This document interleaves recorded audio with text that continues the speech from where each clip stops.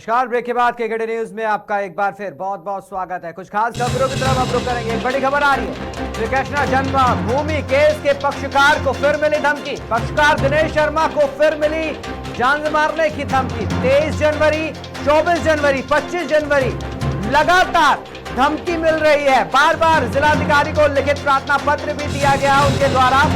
मस्जिद हटाने का जो संकल्प है वो उन्होंने लिया है मथुरा में ज्ञान वापसी को लेकर के। जो अभी भी पक्षकार एक तरीके से हिंदुओं की तरफ से और मथुरा में मंदिर निर्माण की तरफ से जो पक्षकार है दिनेश शर्मा काफी चर्चा में है इन दिनों वो, क्योंकि अन्न ना ग्रहण करने का भी उन्होंने एक तरीके से संकल्प लिया है।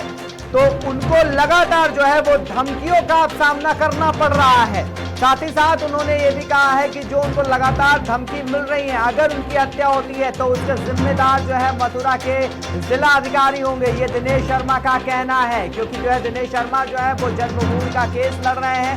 पक्षकार दिनेश शर्मा ने कहा कि उनको कई बार धमकियां मिल चुकी हैं, लेकिन मथुरा शासन प्रशासन कोई भी संज्ञान लेने को तैयार नहीं है। ना जाने प्रशासन की मंशा क्या है। हिंदुवादी नेता दिनेश शर्मा ने कहा कि 23 जनवरी, 24 जनवरी, 25 जनवरी को लगातार मोबाइल फोन पर वीडियो कॉल के द्वारा धमकी दी गई है। वो व्यक्ति विदेशी नंबर से फोन कर रहा है और अपना नाम तक नहीं बता रहा है। दिनेश शर्मा ने कहा कि उन्होंने गृह मंत्री, मुख्यमंत्री और जिलाधिकारी मथुरा को ट्वीट भी किया है। वो कई बार जिलाधिकारी को लिखित में प्रार्थना पत्र भी दे चुके हैं, लेकिन अभी तक कोई भी सुरक्षा उनको नहीं दी गई है। हिंदुवादी नेता दिनेश शर्मा ने न्यायालय में एक प्रार्थना पत्र दिया था, जिसमें उन्होंने मांग की थी कि ईदगाह मस्जिद मथुरा को गंगा जल से धोकर शुद्ध करके वहां पर लड्डू गोपाल जी की स्थापना करेंगे।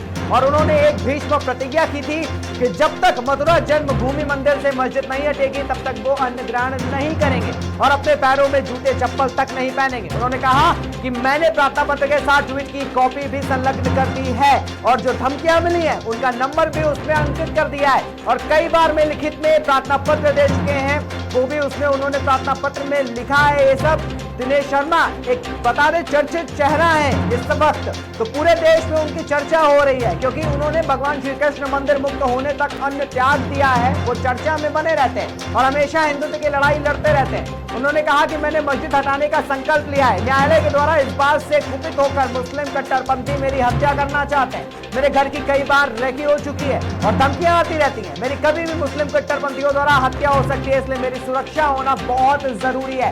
एक हिंदुवादी नेता की सरकार सुरक्षा नहीं कर पा रही है तो आखिर सुरक्षा किसकी करेगी, उन्होंने ये तक कहा है।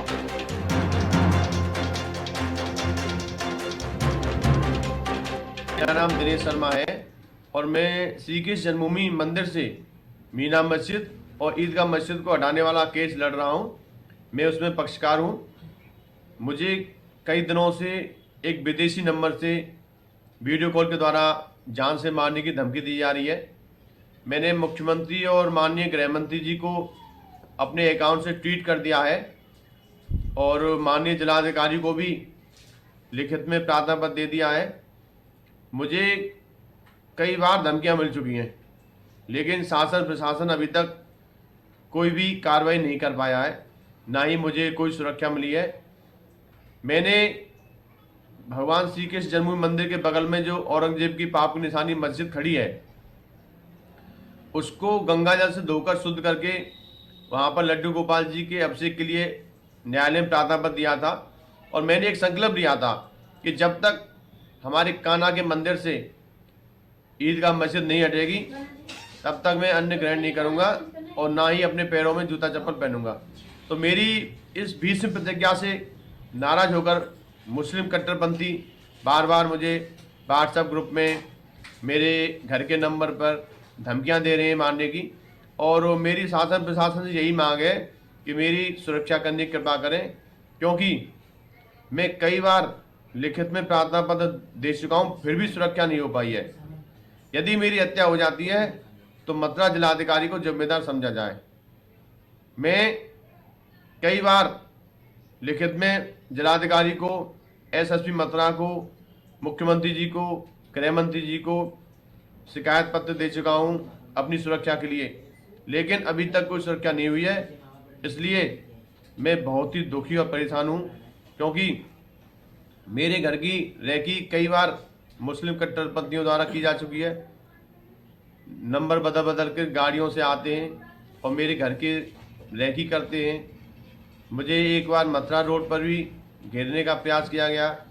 तो मेरी सरकार से यही मांग है कि आप मंत्रियों के लिए, विधायकों के लिए, जिलाध्यक्षों के लिए, ब्लॉक प्रमुखों के लिए आपने 2-2 4-4 गनर सुरक्षा के लिए दे रखें। क्या एक हिंदूवादी व्यक्ति को सुरक्षा नहीं दे सकते, जो अपने भगवान कृष्ण मंदिर की लड़ाई लड़ रहा है, जिसने अपने भगवान कान्हा के मंदिर के आज़ाद होने तक, मुक्ति होने तक अन्य छोड़ दिया हो? क्या उसके लिए सुरक्षा नहीं दे सकते? ये बहुत ही चिंता का विषय है। आपको सुरक्षा देनी चाहिए। मेरा नाम दिनेश शर्मा है और मैं